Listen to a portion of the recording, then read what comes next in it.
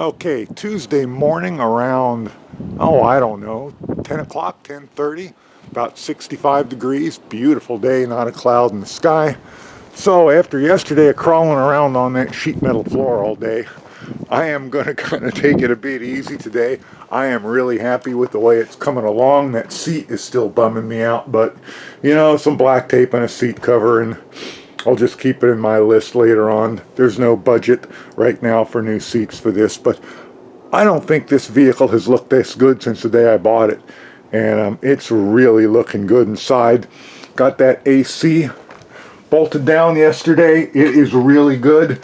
So today, just going to kind of take it easy a bit. I am going to walk around there. I am going to make a mount for these switches, and I doubt I can do it one-handed, but I am going to mount both of these switches side by side right under there like that. I am going to go into Fusion 360. I mean, they're going to be a little straighter than that and right side up, but I'm going to go into Fusion 360 and I'm going to make myself up a mount real quick. And while Okay, so here's the part that I drew up in Fusion 360 real quick. Just has two holes for the switches in the front, two mounting holes, and a strengthening rib on the back.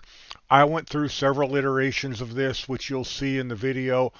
I'm making this portion of the video after everything else was done because my original video I made to make this was 30 minutes long, and I decided just not to put it in. In fact, if I do undo, we can get back to where I put the switch hole in as well, can't we? We can. Anyway, this is my piece. You'll see it in the video. If anybody wants me to post the whole video of me making it, let me know and I will. Okay, so there we've got our bracket. That's just going to pop right up there like that. And I think that's just going to work, I think that's just going to work perfect. I have to deal with this little capillary tube. On the old one, all these switches were actually inside of here. That capillary tube has to go into my fin somewhere in the evaporator unit, the cooling unit. So I think what I'm just going to do is pop a hole carefully right here somewhere and just run that right in behind there. Then I'm going to mount that switch, and that part of this should be done. Okay, so I took the faceplate and the little screen off of the front of this, and I think what I'm going to do, instead of popping in the side and running that in through the side where it'll be visible, I think I'm going to run it all the way into the back. Let me grab my flashlight. I think I'm going to pop a hole all the way in there in the back against the back wall. Then I can run that thing in the back and around, and it'll be completely out of sight and out of harm's way. And to drill it, I think I'm going to use this guy right here, because that's going to sneak all the way in there against that back wall and let me drill that without having to go in the back where I can't see what I'm doing, and I might put it. Okay, so there we go. There's my 4-position fan switch. There's my high-low temperature switch. Oh, that's a rough turning switch. If I remember right, the other one was too. Anyway, that's all set. That thing appears to be, I don't know, reasonably sturdy, except for that one corner I had to chop out. If I had to do it over again, one thing I forgot was to leave enough clearance between the switch and the screw head. So that needed to come down 3 millimeters or so to leave room for the screw head. I had to waller out the hole a little bit for this switch to get it in. It's okay now for a version 1 switch. It's in and working. I'll go change that in Fusion 360 in case I ever have to print another one so I don't forget.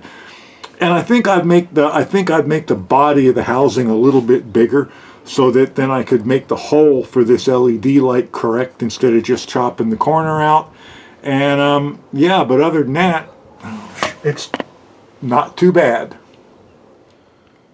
Okay, so it's Thursday morning, and I got some updates. It's late morning. It's probably 11:30, 11:40 at the moment. When I got home last night from running my errands, I kind of got a wild hair under my ass, and I came out here and I worked till the sun went down. I got the underdash evaporator unit completely wired. I got the hoses hooked up, got the drain lines hooked up, got all the wiring done. I adjusted my design for my switch down here so that it's a little wider, so that these face plates don't overhang quite so much, and that I moved it down a little bit to make clearance for the screw heads. And I got one in printing now out of PETG. Whether I actually swap it or not, I don't know. I might leave that one there until I break it, or until the green annoys me, which it probably never will. But I got that done. I was also looking at those little balls. What did I do with those? I had those out floating around someplace here. Over here? Ah, there it is. There's one of them there. Kind of looking at these things. These came out of the old AC faceplate. And let you do some adjustment, and they fit in there, but I'm gonna have to print some kind of ring to hold them in, and of course I only got 2 of them. But might pop myself on the old eBay and see if I can't find more of these. I mean, I could print them, but depending on what they cost, I might just buy 4 and then print some kind of adapter ring so that they go in and give me some directional airflow. But all the wiring to this is done. I got wire hanging down for some reason. You can see the capillary tube in there. Let's turn it on.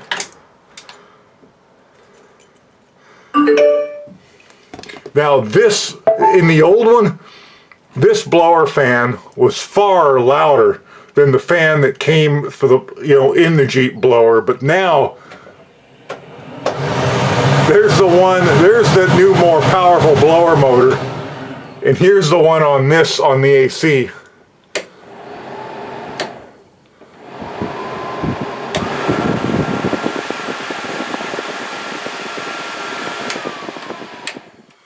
So that's all done.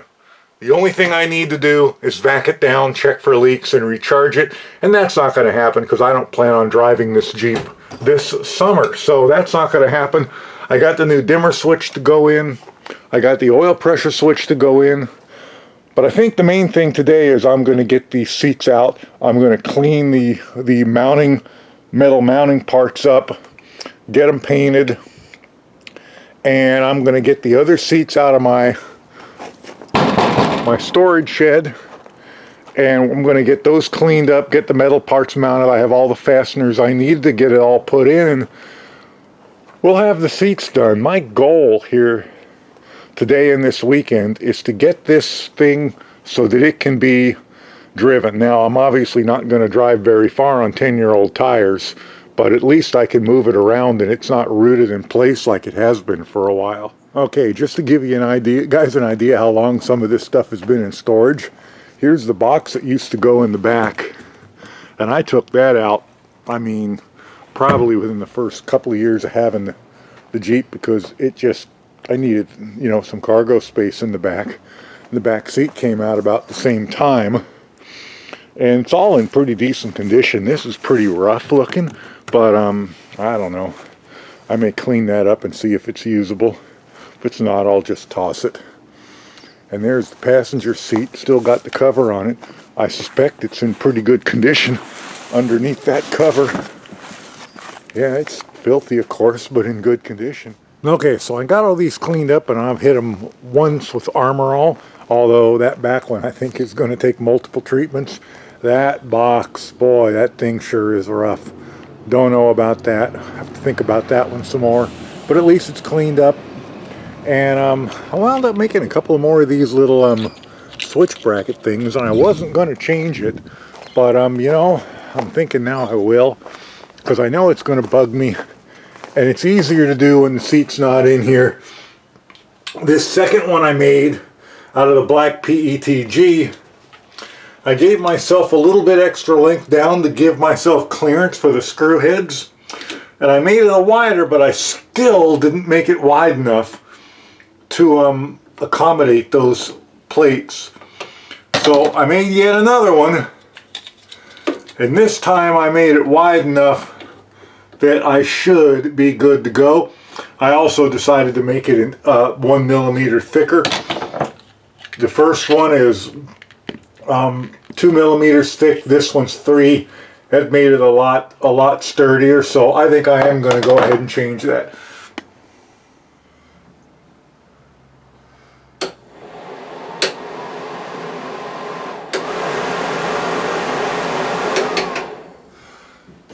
Imagine, if you would, how difficult and as much of a pain in the ass as I thought that was going to be. And then multiply it by a factor of about 487,000, and you will have reached the true reality of the situation. I haven't had something fight with me like that for a while, like maybe an hour earlier when I tried to put the new oil pressure switch in. Easy to get to. Thought it was going to take 5 minutes. It took me half an hour to get the new one started. So, been one of those days. Let's get these tools out of here and let's get the seats in, because I'm tired of today. I want today to be over.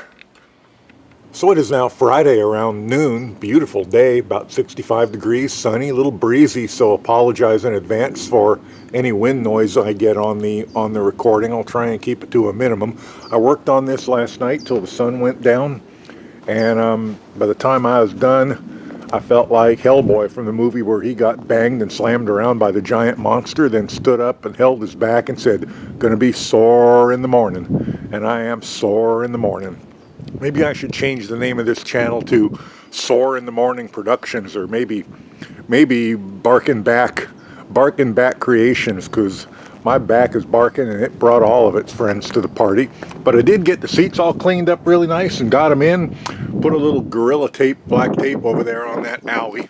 Not sure how long that's going to hold, although it is pretty good stuff. But everything is in and looking really good.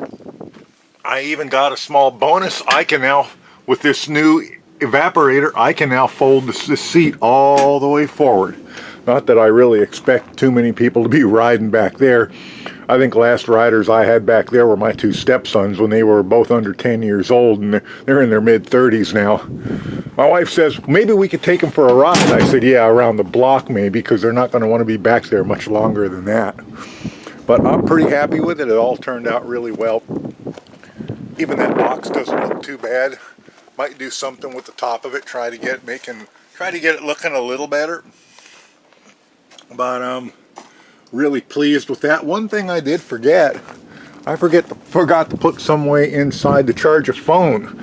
So I think with this over here, I think I'm going to have to put it over on that side of the evaporator. I don't really want to poke more holes in the dash.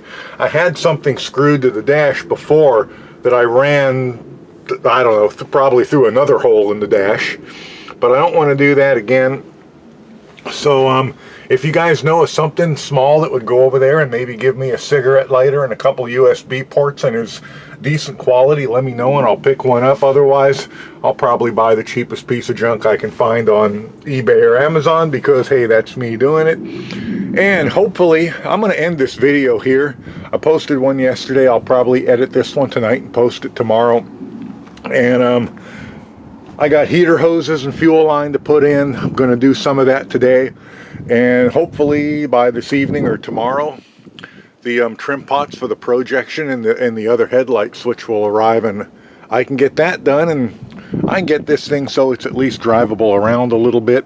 Again, the tires are 10, 12 years old, so I ain't going to be going far on them, but I can go down to the gas station from the front, from the back of the house to the front and that kind of stuff. So anyway, thanks guys for watching. Please let me know what you think in the comments below, and I will catch you in the next one. Bye for now.